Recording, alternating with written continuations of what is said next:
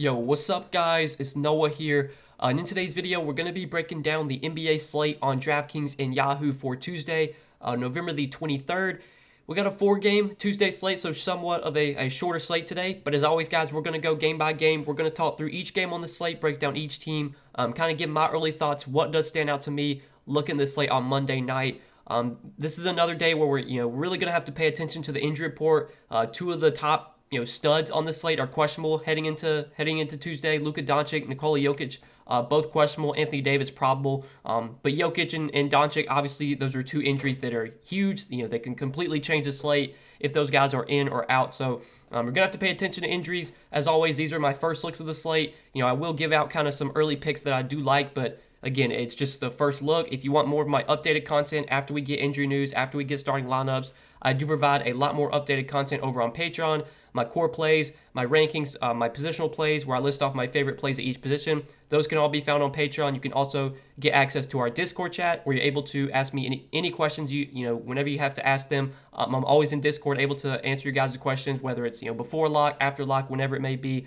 And also, I do give out some of my favorite picks each day on Prize Picks. And if you are new to the channel, you have not checked out Prize Picks yet, they are the sponsor of this video. They're more of a player prop based DFS site. So as you can see, it is very simple. You just pick the over or the under on players' projections. They don't have a ton posted yet for Tuesday's slate, but obviously as we get closer to Tuesday, early Tuesday morning, they'll have a ton of projections, points, rebounds, assists, three-pointers made. I think they have free throws made as well, and they also do fantasy point projections. Again, you just pick the over or the under. You have to make at least 2 picks, but you can make up to 5 picks, and you potentially can win up to 10 extra money on Prize Picks. So if you have not signed up for them yet, you want to check them out, sign up, use code NOAH. They'll match your first deposit. They'll give you a free bet up to $100.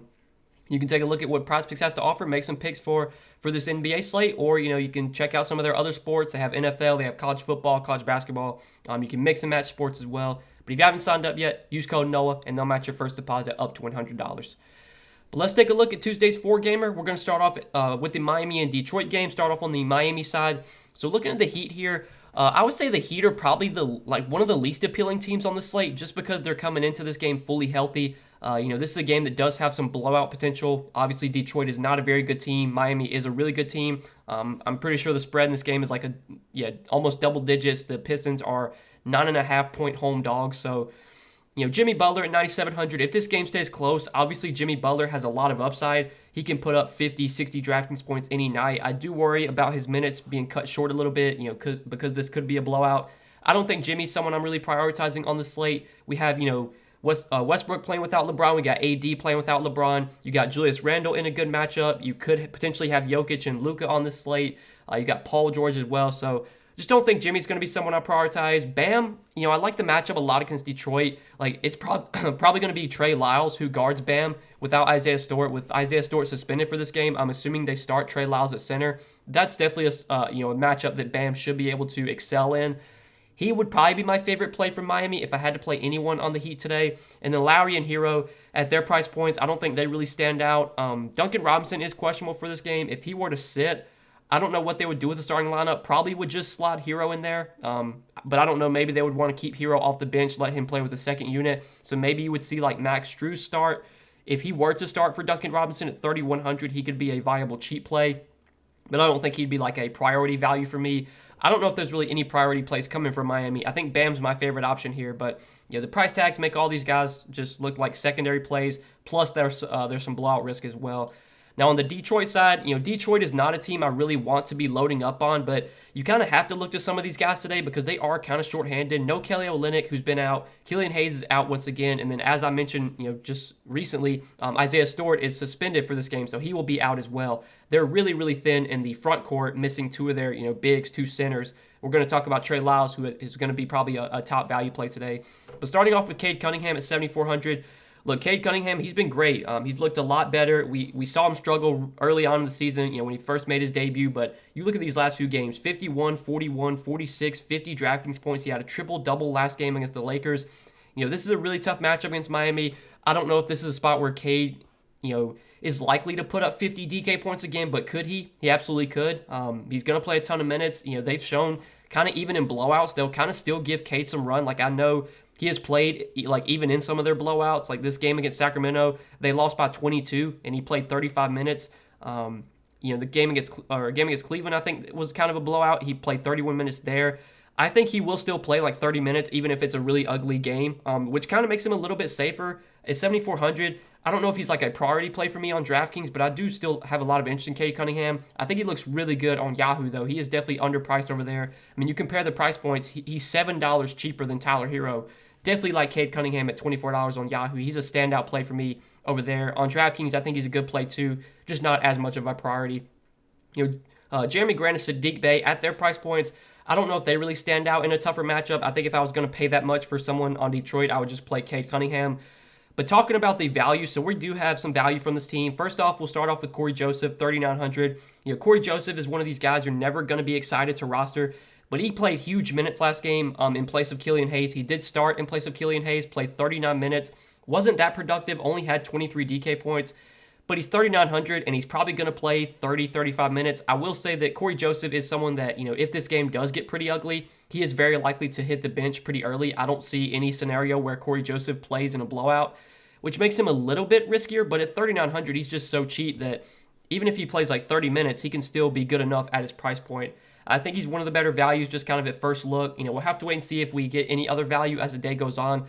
But I do like Corey Joseph here. He's minimum salary on Yahoo, so I think he looks pretty good over on Yahoo as well. He should start once again in place of Killian Hayes. And then Trey Lyles, I'm expecting starts at center. Now, we'll have to wait and see what the starting lineup officially is. They could start Luka Garza, but Trey Lyles has kind of been the guy lately that's been backing up Isaiah Stewart. He played 11 minutes in the Lakers game, 17. Like, he's basically been the backup center this year ever since Kelly Olynyk got injured. He's $3K. He's the minimum salary. He probably plays 25 to 30 minutes here. He definitely looks like one of the best value plays on the slate. He's power forward and center eligible on DraftKings, which makes him, a lot easier to roster. Even in a tough matchup against Miami, it's not a great spot for Trey Lyles, but the price tag, the minutes he's going to get, make him, a top value play. And again, on Yahoo, it sucks that he's a center on Yahoo, but at minimum salary, he looks like a really good value over there as well. So Detroit, even in a tough matchup here, there are some guys worth rostering just because, they're pretty thin, especially with the front court, with Kelly Olynyk and Isaiah Stewart being out. That opens up minutes for a guy like Trey Lyles. Corey Joseph obviously should play big minutes again if the game stays close with Killian Hayes out. So there's definitely some value here that I like. And then Cade Cunningham, I think, is a pretty good option too if you want to go there. But that's probably it from Detroit. We can move on to the next game and talk about the Lakers and the Knicks. So I would say this is probably one of the most appealing games on the slate, especially on the Lakers side, because they are going to be without LeBron. He's suspended for this game as well. So Anthony Davis, Russell Westbrook, they look like two of the best pay-up options today. I think you can definitely play both together. We've seen so far this year when LeBron's out, like AD and Westbrook are just going to dominate the usage. They're going to do everything on the offensive end. I like playing both guys together if you can. Westbrook, I think, looks great on Yahoo at $41. AD may not be as much of a priority. He's a little bit more expensive. He's $49, and he's also a center, which obviously if you're playing Trey Lyles, it kind of sucks that you would have to play, AD and Trey Lyles. It's going to be tough to play those guys together. You still could, obviously. AD I do still like on Yahoo, though. Just the upside that he has without LeBron is massive. Same with Westbrook. Westbrook's been pretty bad this year, but when LeBron's off the floor, he is a lot more productive player. Looking at their numbers this year, Westbrook, he's got a 31.3% usage rate without LeBron, averaging 1.3 fantasy points per minute. Anthony Davis has a 29.7% usage rate, averaging 1.48 fantasy points per minute. Like, these are going to be the guys taking all the shots, getting all the usage. Outside of Talen Horton-Tucker and Carmelo, like, there's just a bunch of low usage players in this offense. Malik Monk, Dwight Howard, DeAndre Jordan, Avery Bradley. Like, the offense is going to, basically run through AD, Westbrook, THT, Melo. Those are going to be the guys you expect to do everything on the offensive end. So I think AD and Westbrook are a really good plays here. I think THT is definitely viable as well. I'm assuming they moved THT back into the starting lineup. He came off the bench last game, but now that LeBron's out, I'm expecting him to start again. And he's probably going to play a ton of minutes. We've seen, when he starts those games that he did start in place of LeBron, when LeBron was still out, he was playing like 35, close to 40 minutes. Even off the bench last game against Detroit, THT played 33 minutes. Now at 5,900, I think he's probably priced correctly. I don't know if he's like a glaring play at this price point, but definitely still viable. Definitely a guy I still have interest in. He's my third favorite play from the Lakers behind AD and Westbrook. Carmelo, I think, is fine. Carmelo has somewhat of a low floor, but the ceiling is definitely there. We know Carmelo will take a lot of shots. When he gets hot, he'll keep, he's just going to keep shooting. So I think at 5,400, he's playable. I would definitely rather play THT, but I think Melo is viable. on a shorter slate like this, just 4 games, you could definitely look to a guy like Malik Monk coming off the bench. He's another guy that has a pretty low floor, but if he gets hot, if he starts knocking down shots, like we've seen him put up decent games this year. I think his upside is obviously a little bit higher without LeBron out there. So I think Malik Monk's fine. That's probably it though from the Lakers. Like DeAndre Jordan, Dwight Howard, I don't think I'm gonna go there. I know Dwight Howard had a good game last game in limited minutes, but again, like they've shown no incline to give him more than like 15 minutes. Like I just don't think we need to go there. DeAndre Jordan moved back into the starting lineup last game, but he only played 13 minutes. I know he was also productive in that time, but I don't think I really want to play DeAndre Jordan here. So that's probably it from the Lakers, I think. Really, the main guys that I'm looking to target from this team are AD, Westbrook, and THT. And I think Carmelo's playable. I think Malik Monk's playable. But that's it for me from the Lakers. Now, on the Knicks side, Julius Randle, 10K, feels priced about right on the slate. When you compare him to AD and Westbrook, I would rather get up to those guys. But I think Julius Randle is a really good pay-up option. I do like this matchup a lot against the Lakers. AD is a really good defender. He's going to be in the paint, kind of making things tough for Julius Randle, which isn't great. But when you look at like the Lakers as a team, their team defense has not been that great this year. They've been playing at a really fast pace. They've been playing at the second fastest pace in the season. This is a big-time pace-up spot for the Knicks, who are playing at the 25th pace, so they're way down there. I think Julius Randle definitely has upside here at 10K. I like him as more of a lower-owned pay-up option. I do expect him to get lower ownership compared to AD and Westbrook. So I think Julius Randle's definitely in play. He looks really good on Yahoo. If you play over there, Julius Randle's only $35. You're getting some real savings, going down from AD to Westbrook, or from AD to Randle, or Westbrook to Randle. Again, I still like these Lakers guys a lot, but I think Julius Randle at $35, really, really good play on Yahoo. The rest of the Knicks, kind of interesting because we could potentially see them be a little bit shorthanded today. So Derrick Rose is currently questionable, and this is a really big injury. Obviously, Derrick Rose is a key piece in their rotation. He plays, relatively big minutes off the bench. Some games you'll see him play close to 30 minutes off the bench.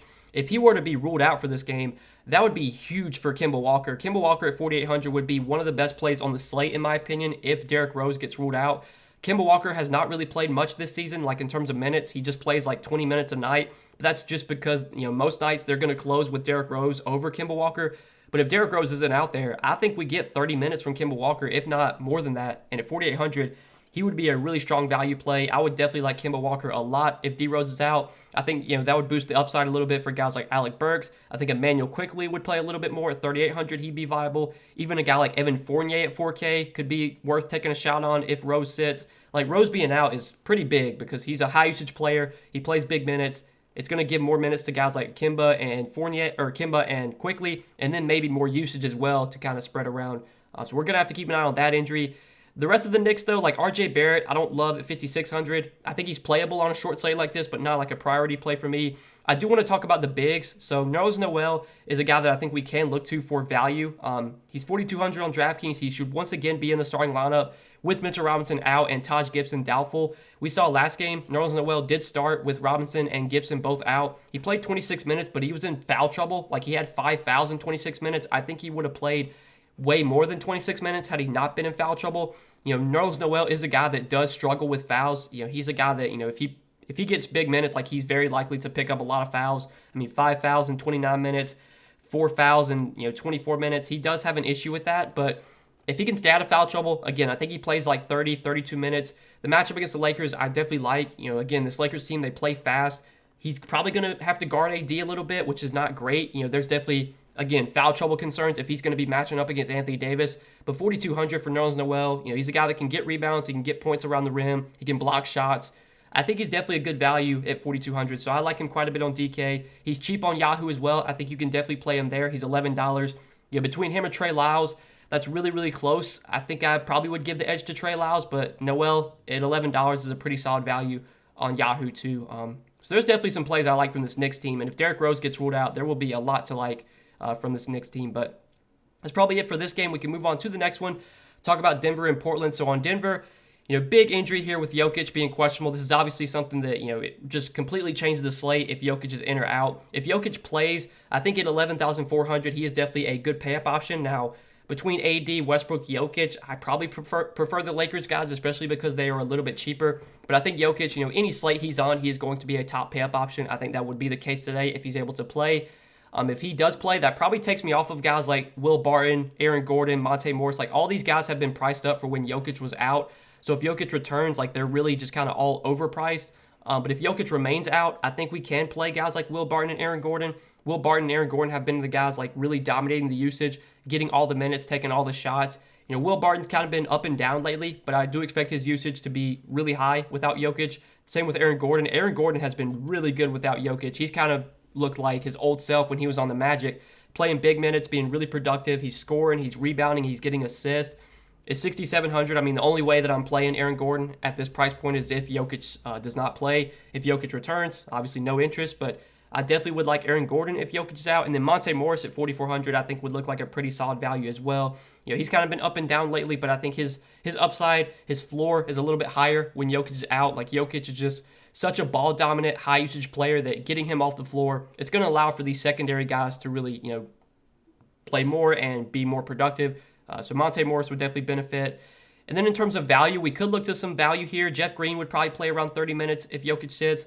He's been getting around 30 minutes regardless with MPJ out, but I would like him a little bit more if there were to be no Jokic. And then JaMychal Green started last game, played 25 minutes. He would be a pretty good value at 3,900 if he were to start again.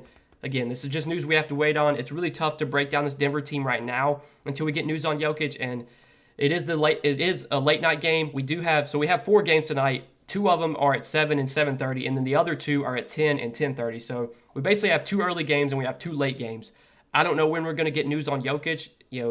We probably don't get it before lock. So if we don't have news on Jokic before lock, you're really just going to be kind of guessing. If you play Aaron Gordon, if you play Will Barton, and then Jokic winds up playing, like you're going to be kind of screwed. I guess you could swap to some other guys like in the other games. Hopefully we get some news on Jokic though before lock, because it's going to be really tough to break down this Denver team until we know if he's in or out, because obviously him being in is going to change everything. If he's out, that changes a lot as well. Now on the Portland side, Portland a little bit more straightforward. We kind of know who's in play here. Damian Lillard at 9,600 on a shorter slate with only 4 games. Obviously Lillard is someone you can go to. I don't think he's going to be a priority for me. I'd rather play the Lakers guys that we talked about. I probably would rather go to Jokic as well if he were to play. But Dame's been heating up lately. He's looked a lot better. He had 56 DK points last game against the Sixers. Took 21 shots. He's continuing to take a lot of shots every game. He just hasn't been shooting the ball that well this season. But at some point, that's going to, he's going to start to progress and shoot the ball better, shoot the ball 50, 60% from the field. He's going to start hitting a lot of threes. We know when Dame gets hot, like he's just going to keep shooting.